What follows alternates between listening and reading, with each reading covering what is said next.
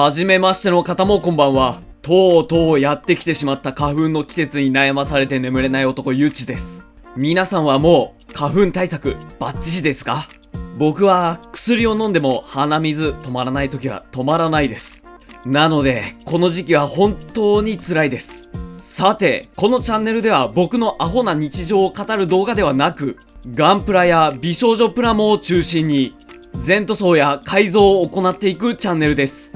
よかったらチャンネル登録よろしくな。それでは今日作るプラモ見ていきましょう。今日作るのはブロッカーズ、フィオーレ、ドラセナ&ネビュラです。久しぶりのフィオーレシリーズ、そして予約して今かと楽しみにしていたキットです。説明なんて組み上がってから話をしましょうや。早速開封してランナーを並べてみましょう。並べるとこんな感じです。このキット、美少女プラモの他にサポートメカっぽいのがついてくるので、ランナー数は結構多めな感じがしますが、ランナーにくっついているパーツ数はそれほど多くはない感じがします。それではここから一気に組み上げていきますよ。ランナーからパーツを切り離し、一気に組み上げていくと、こんな感じ。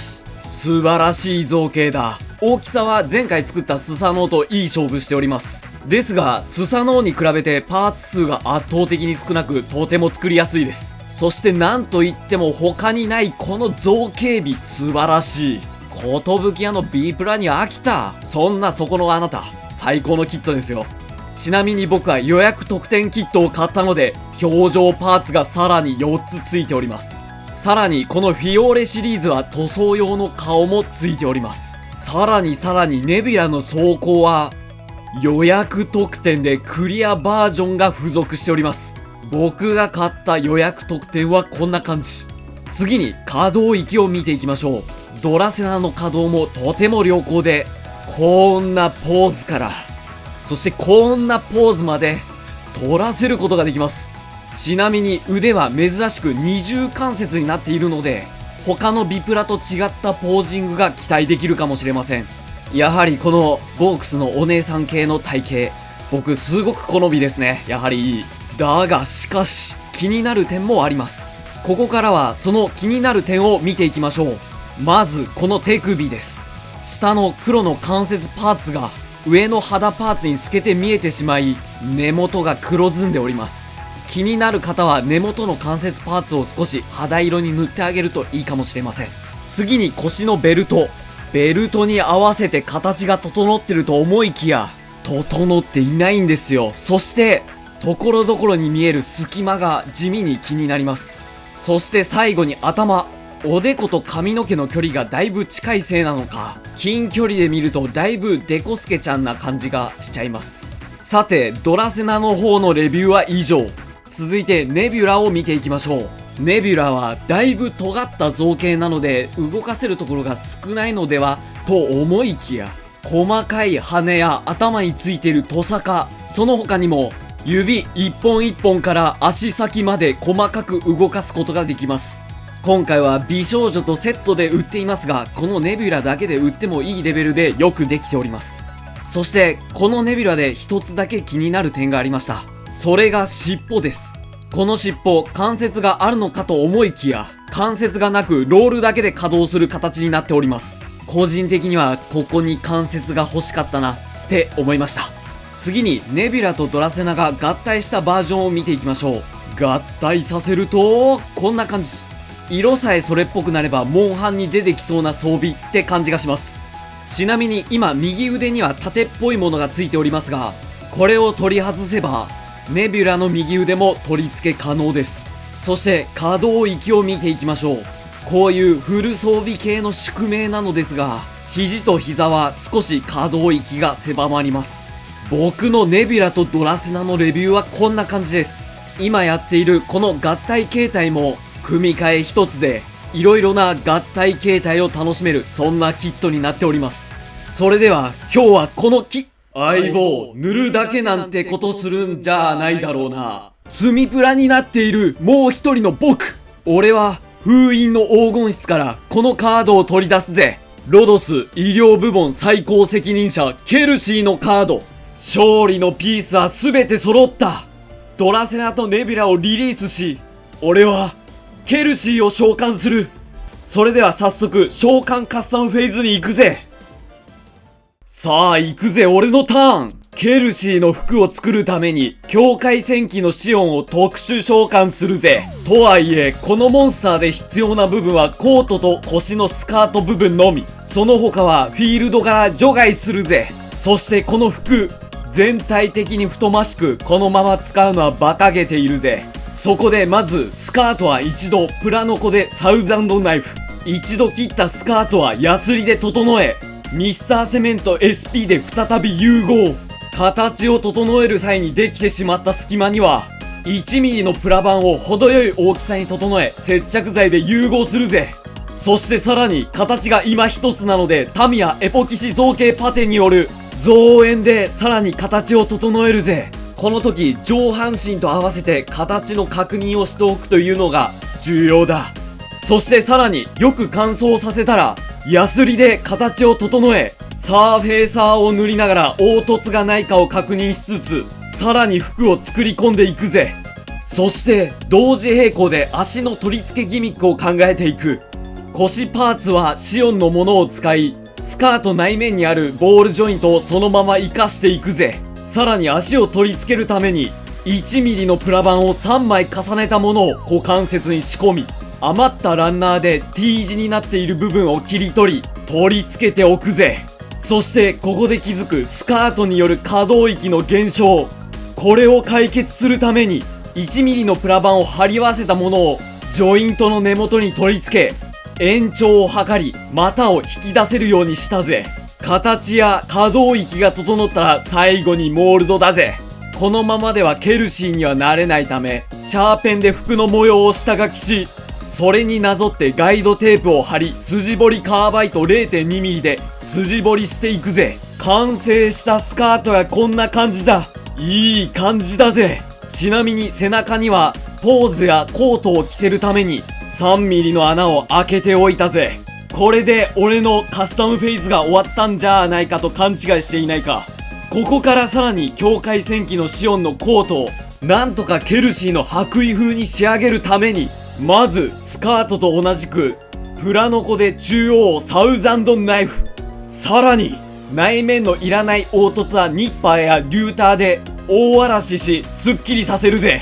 ある程度形を整えたら先ほどと同じくタミヤエポキシ造形パテによる増円で形を整えていくぜ。そしてサーフェーサーを一度塗り形をチェックするぜ。気になる部分はパテを盛り再びヤスリ掛けなどをしていくぜ。良さそうなので一度組み上げたケルシーがこんな感じだ。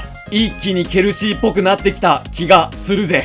いきなり全体像を見せたばかりに説明していない部分があるが、これから説明していこうと思うぜ。まず頭だ。デコと髪の毛の間を少し余裕を持たせるために前髪にプラ板を貼り付け隙間を作るぜ。これでデコスケ粉砕。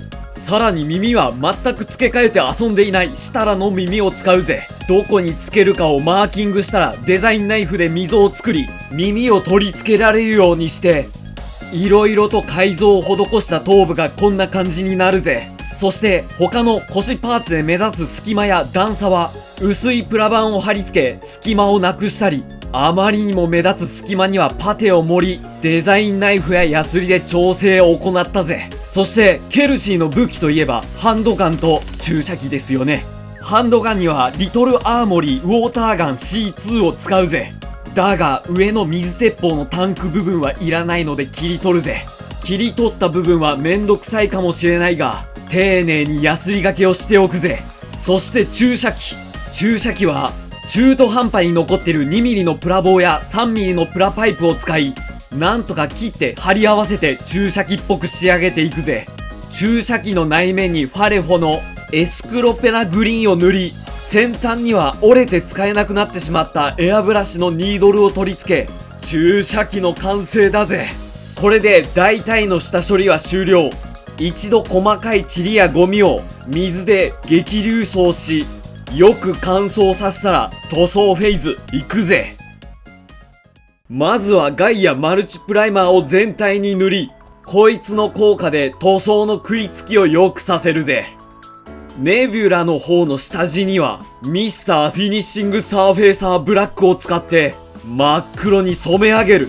そしてここからネビュラの塗装の迷走編が始まる。アークナイツのモンスターのようにいい感じの黄緑色が発色できなかった。この緑色も悪くないのだが、形のせいか海藻っぽく見えてしまう。そこで下地を真っ黒ではなく、ピュアブラック、クリアイエロー、イエローグリーン、オリーブグリーンを混ぜて黒っぽい緑色を下地にし、さらに今の塗料のメンツで黒を少し控えめにした状態で中央や羽先などを少し明るくしておくぜ。こいつの効果によりこの後吹くクリア系塗料の発色が良くなる。ネビュラの装甲の裏面にはトルマリングリーンを塗るぜ。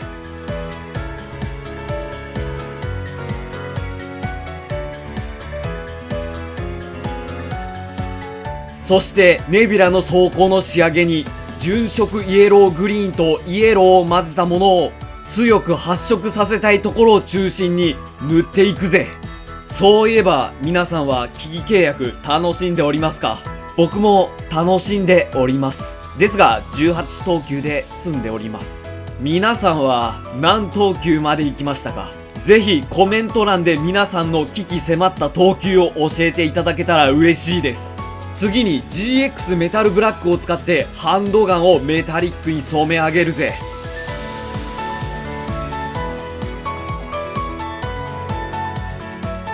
服や髪の毛にはミスターフィニッシングサーフェイサーを一度塗り、表面を整えておくぜ。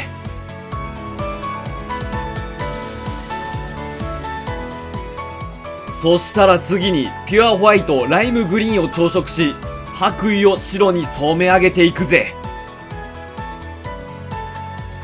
そしてケルシーのメインのスカートにはライムグリーン、メカトロンレモン、ピュアブラックを調色し、それっぽい色を塗りたくっていくぜ。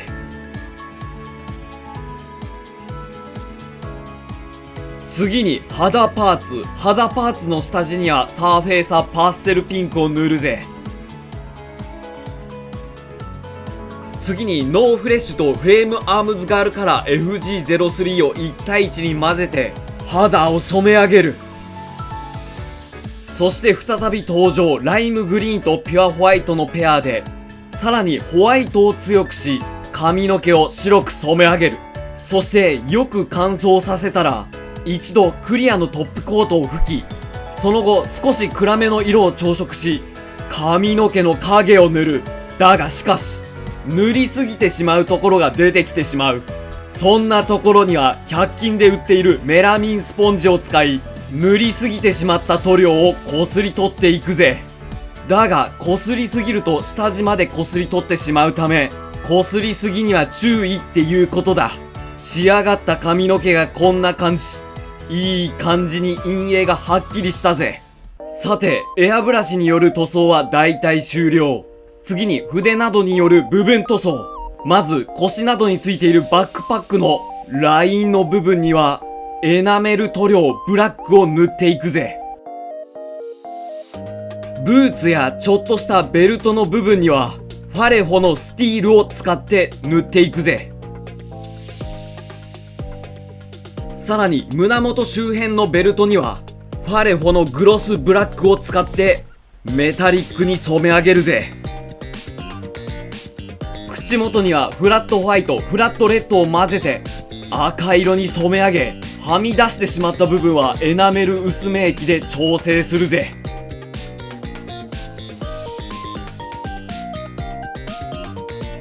フェイスデカールは付属しているフェイスデカールを使い、さらに貼り終わったら100均で買ってきた化粧品を使いチークを描いていくぜ。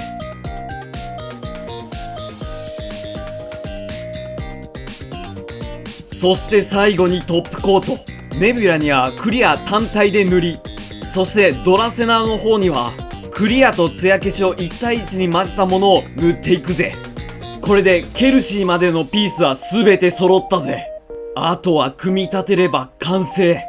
俺はケルシーとモンスターをフィールドに特殊召喚するぜ。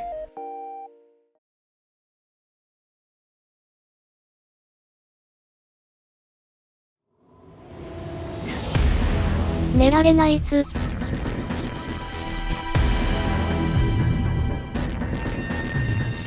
ドクター。目は覚めたか？それともまだ夢の中か？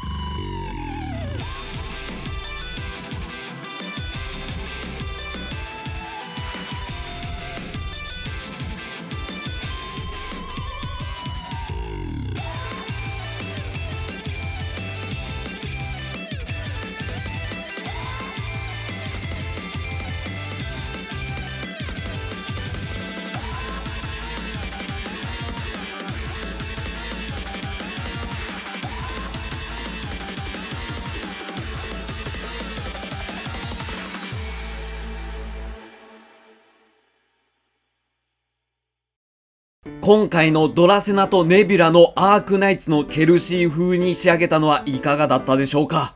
僕は今回初めて服の制作をしたのですが、服の制作は僕の思っていた数倍とてつもなく難しかったです。だが、新たな可能性も見出せた気がします。また挑戦したいものですね。さて、今日の動画良かったよ、楽しかったよと思った方は、チャンネル登録、熱い高評価よろしくな。今日の動画で使った封印の黄金筆は、実はプラモデルです。素組みでしたが、とてもいい出来だったので、気になった方はぜひ購入してみて、死者蘇生を黄金筆に入れようぜ。